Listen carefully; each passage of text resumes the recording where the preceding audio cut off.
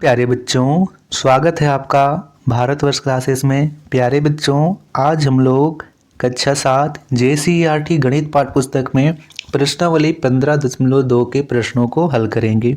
तो प्रश्न बहुत ही आसान से है बच्चों, और इसके पिछले वीडियो में मैंने आपको पाठ 15 के बेसिक चीज़ों को समझाया था कि सर्वांगसम आकृतियाँ क्या होती हैं, हम किन आकृतियों को सर्वांगसम कह सकते हैं। यदि आपने पिछले वीडियोस को नहीं देखा है तो बच्चा आपसे एक रिक्वेस्ट है कि आप प्लीज़ पिछले वीडियोस को देख लीजिए। आपको सर्वांगसम आकृतियों से संबंधित सभी डाउट्स क्लियर हो जाएंगे। प्रश्नावली 15.2 के हम प्रश्नों को प्रारंभ करते हैं। तो पहला प्रश्न दिया गया है, दो त्रिभुज ABC एवं त्रिभुज A1 B1 और C1 के कुछ भागों की माप दी गई है। SAS यानी साइड एंगल साइड सर्वांगसमता शर्त का उपयोग करके जांच कीजिए कि दोनों त्रिभुज सर्वांगसम हैं अथवा नहीं। यदि त्रिभुज सर्वांगसम हैं तो उन्हें सांकेतिक रूप में लिखिए। तो पहला प्रश्न सबसे पहले हम करेंगे। प्रश्न संख्या ए में दे रखा है, त्रिभुज ABC में AB की लंबाई 7 सेंटीमीटर, BC की लंबाई 9 सेंटीमीटर और कोण B की माप 70 डिग्री है। त्रिभुज A1 B1 और C1, इस त्रिभुज में A1 और B1 इस भुजा की लंबाई 7 सेंटीमीटर, B1 और C1 भुजा की लंबाई 9 सेंटीमीटर और कोण B 70 डिग्री का है। तो सबसे पहले हम त्रिभुज की रचना कर लेते हैं बच्चों। सर्वांगसम त्रिभुज यहाँ पे मैंने बना लिए हैं। AB की लंबाई 7 सेंटीमीटर यहाँ लिख लेंगे, और इसी प्रकार यहाँ पे A1 B1 की लंबाई भी 7 सेंटीमीटर है। कोण B 70 डिग्री का है और यहाँ कोण B1 भी 70 डिग्री का है। नीचे दोनों की लंबाई यहाँ पे 9 है। तो आप देख सकते हो कि त्रिभुज का जो साइड का भाग रहता है, इस भुजा को साइड बोलते हैं। तो यहाँ से साइड AB और साइड A1 B1 इन दोनों बराबर हैं, तो साइड बराबर हो गए। कोण B 70 डिग्री का है, यहाँ भी कोण B 70 डिग्री का है, तो एंगल भी बराबर हुए। और नीचे दोनों का बराबर है BC और यहाँ पर भी BC बराबर है। तो साइड यहाँ से एंगल और यहाँ से साइड, साइड एंगल साइड से ये दोनों त्रिभुज सर्वांगसम होंगे। तो यही हम लोग लिखेंगे, AB A1 B1 के बराबर है, कोण B के बराबर है और BC यहाँ पे B1 C1 के बराबर है। तो पहले आया साइड, फिर आया एंगल, फिर आया साइड। तो लिखेंगे साइड एंगल साइड सर्वांगसमता नियम से त्रिभुज ABC सर्वांगसम। ये चिन्ह लगाना है, दो बराबर का चिन्ह और ऊपर में ऐसे चिन्ह लगाना है। सर्वांगसम है A1 B1 और C1 त्रिभुज के। तो इस प्रकार कर देना है। ठीक है बच्चा, साइड एंगल साइड सर्वांगसमता नियम से त्रिभुज ABC सर्वांगसम है त्रिभुज A1 B1 और C1 के। इसी का प्रश्न संख्या B दे रखा है। BC यहाँ पे फिर से एक त्रिभुज है जिसमें BC की लंबाई 5 सेंटीमीटर, AC की लंबाई 6 सेंटीमीटर और कोण B 50 डिग्री का है। और इधर त्रिभुज में BC की लंबाई 5 सेंटीमीटर, CL की लंबाई 6 सेंटीमीटर और कोण भी 40 डिग्री का है। तो आप लोग बताइए कि यहाँ देखने से आपको क्या लग रहा है कि ये दोनों त्रिभुज सर्वांगसम होंगे। चलिए हम चित्र के माध्यम से समझ लेते हैं। तो त्रिभुज ABC, त्रिभुज A1 B1 और C1। AB की लंबाई नहीं दे रखा है, यहाँ पे सिर्फ दे रखा है BC की लंबाई 5 सेंटीमीटर है। ठीक है, साइड तो मिल गया। यहाँ पे भी B1 C1 की लंबाई 5 सेंटीमीटर है। AC की लंबाई यहाँ पे 6 सेंटीमीटर है। दूसरी बात यहाँ दे रखा है कोण B 50 डिग्री का है, लेकिन यहाँ पे कोण B जो है 40 डिग्री का है। यहाँ पे तो कोण बराबर नहीं है। जब कोण बराबर नहीं है तो हम लोगों को साइड एंगल साइड की मदद से हम कैसे इसे सर्वांगसम दर्शाएंगे, नहीं दर्शा सकते हैं। तो आप सीधा इस प्रश्न में इस चित्र को बना कर लिख दीजिए कि कोण B बराबर नहीं है कोण B से, इसीलिए SAS सर्वांगसमता नियम से त्रिभुज सर्वांगसम नहीं है। ये दोनों त्रिभुज सर्वांगसम नहीं है, ये बात आपको लिख देनी है। प्रश्न संख्या 2 को करते हैं बच्चों। प्रश्न संख्या 2 दे रखा है, आकृति 1, आकृति 2 एवं आकृति 3 त्रिभुज के युग्मों में कुछ भागों की माप अंकित की गई है। सबसे पहले आप लोग समझिए त्रिभुज के युग्म क्या होते हैं। युग्म का अर्थ है बच्चा जोड़ा। जब भी युग्म की बात आए तो आप दिमाग में रखिएगा कि दो चीजें होंगी। यहाँ पे दो त्रिभुज है, तो युग्म का अर्थ होता है जोड़ा। SAS सर्वांग समता शर्त का उपयोग करते हुए इनमें से वे युग्म छांटिए जो सर्वांगसम हैं। सर्वांगसम त्रिभुजों की स्थिति में उन्हें सांकेतिक रूप में भी लिखिए। ठीक है, तो पहला आकृति दे रखा है जिसमें से त्रिभुज ABC है, और इसी में इसका दूसरा आकृति दे रखा है त्रिभुज RQP है। ठीक है, अब देखिए बच्चों, आप लोग त्रिभुजों के नाम बहुत ध्यान से लिखिएगा। आपने भुजाओं को प्रारंभ किया ABC, यहाँ पे हमने इधर से लेगा तो इधर से हम लोग भी RQP बोलेंगे।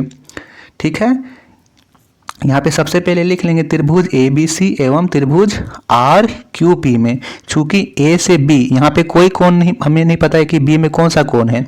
इसी प्रकार हमें RQ में यहाँ पे नहीं पता है कि कौन सा कोण है, और यहाँ पे P में यहाँ पे 35 डिग्री है, और यहाँ पे B से C यहाँ पे 35 डिग्री है। तो उसी प्रकार लिख लेंगे। सबसे पहले यहाँ पे AC और यहाँ पे RP बराबर है, तो यहाँ पे लिखेंगे AC बराबर RP। ऊपर से प्रारंभ कर रहे हैं, A से C तो R से P, AC बराबर RP है क्योंकि दोनों की लंबाई 2.5 सेंटीमीटर है। दूसरी बात यहाँ पे आप देखिए कि यहाँ पे कोण C 35 डिग्री का है, यहाँ पे कोण P 35 डिग्री का है, तो कोण C बराबर होगा कोण P का। यहाँ पे तीसरी बात लिखेंगे कि BC की लंबाई बराबर है यहाँ पे इसकी BC बराबर PQ। ठीक है, ये दोनों की लंबाई बराबर है चूंकि यह भी 3 है यह भी 3 है। तो SAS पहले साइड फिर एंगल फिर साइड, साइड एंगल साइड सर्वांग समता नियम से उसके नीचे लिखिए त्रिभुज ABC सर्वांगसम है त्रिभुज RQP। ये दोनों त्रिभुज सर्वांगसम हैं। हमने साइड एंगल साइड से इन दोनों त्रिभुज को सर्वांगसम दर्शा दिया।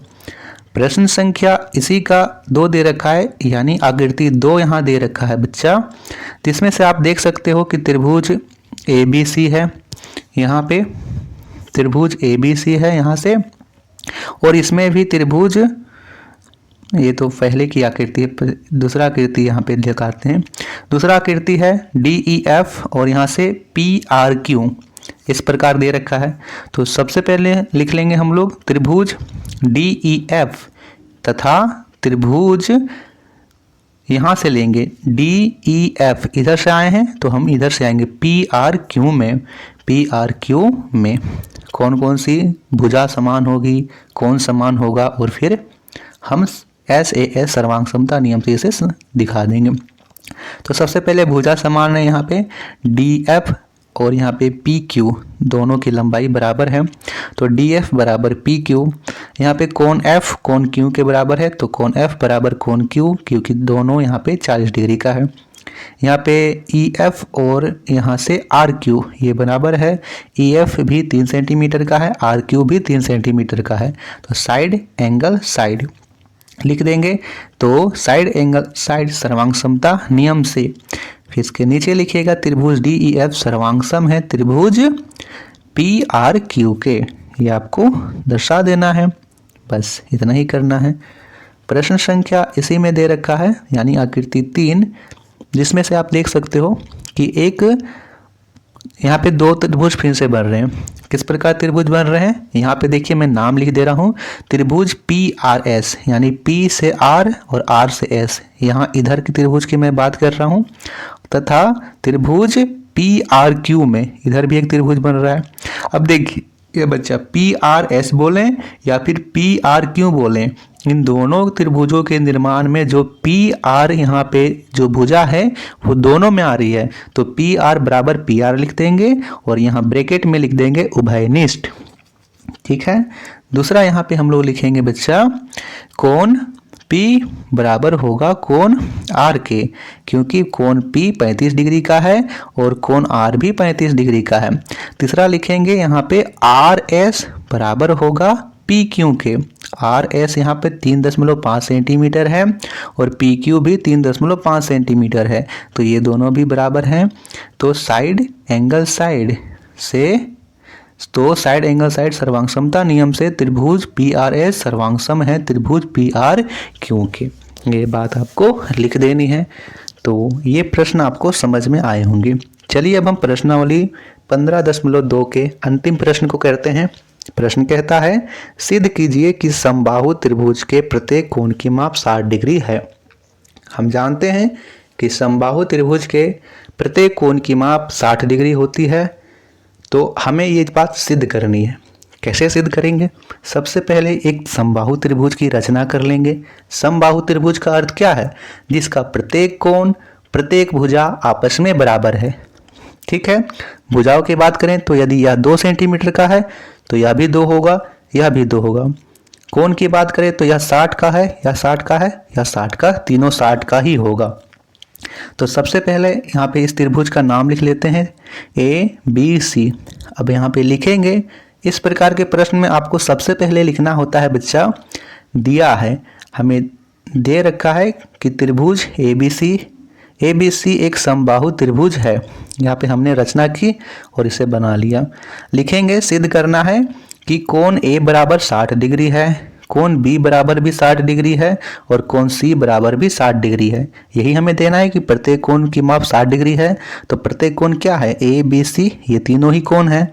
तो ए भी 60 डिग्री का है, बी भी 60 डिग्री का है और सी भी 60 डिग्री का है। ये हमें सिद्ध करना है। अब चलिए हम प्रयोग के द्वारा इसे सिद्ध करते हैं। तो लिखेंगे प्रयोग। सबसे पहले आप यहाँ बताइए बच्चा कि यहाँ पे किसी भी त्रिभुज के सभी आंतरिक कोणों का योग क्या होता है। मैंने आपको बहुत बार ये बात समझाई है और जितने भी बच्चे भारतवर्ष क्लासेस से जुड़े होंगे, वीडियोस को लगातार देख रहे होंगे, नोट्स बना रहे होंगे, उनके दिमाग में ये बात बैठ गई होगी। Very good. त्रिभुज के सभी कोणों का योग 180 डिग्री होता है, ये हमें पता है। तो हम ये पता है कि त्रिभुज के सभी कोणों का योग 180 डिग्री होता है, लेकिन हमें प्रत्येक कोण नहीं पता है कि कितनी डिग्री का है। तो हम मान लेंगे, लिखेंगे माना कि त्रिभुज का प्रत्येक कोण x डिग्री का है। हमें निकालना तो है 60 डिग्री का है, लेकिन हम पहले मान लेते हैं कि प्रत्येक कोण x डिग्री का है। तो कोण A प्लस कोण B प्लस कोण C बराबर 180 डिग्री होगा। क्यों होगा? ब्रैकेट में लिख दीजिए, त्रिभुज के सभी कोणों का योग 180 डिग्री होता है। तो कोण A, कोण B और कोण C इन तीनों को जोड़ें तो 180 के बराबर होता है। हमने प्रत्येक को x माना है, तो A के जगह भी x रखेंगे, B के जगह भी x रखेंगे, C के जगह भी x रखेंगे, यानी x जोड़ x बराबर 180। अब कितने x हो गए? 3x। तो 3x बराबर 180। अब x के साथ 3 गुना में है, 3 को इधर लेके आएंगे तो होगा भाग में, यानी x बराबर 180/3। अब यह कट जाएगा 3 का पहाड़ा में, 3 छक 18, 0 का 0, कितना आया? 60, यानी x का मान आ गया 60 डिग्री। हमने प्रत्येक को कितना माना था? x। तो a का भी मान आ गया 60 डिग्री। लिखेंगे तो a बराबर 60 डिग्री, b बराबर 60 डिग्री और c बराबर भी 60 डिग्री। हमें क्या करना था? यही तो याद करना था। a भी 60 है, b भी 60 है और c भी 60 है। तो ये हमारा सिद्ध हो गया। ठीक है। तो इस प्रकार आप सिद्ध कर सकते हो बच्चा। तो बच्चों ये थे प्रश्न उत्तर प्रश्नावली 15.2 के। आपको इन प्रश्नों से संबंधित किसी भी प्रकार का डाउट हो या फिर कोई और प्रश्न पूछना है बच्चा, तो बेझिझक आप कमेंट्स कर सकते हो। और हाँ बच्चों, आपको मेहनत पसंद आई हो, चीज़ें समझ में आई हो तो प्लीज़ लाइक कीजिएगा और शेयर कीजिएगा। भारतवर्ष क्लासेस को आपने सब्सक्राइब नहीं किया है तो सब्सक्राइब ज़रूर कीजिएगा। धन्यवाद बच्चा।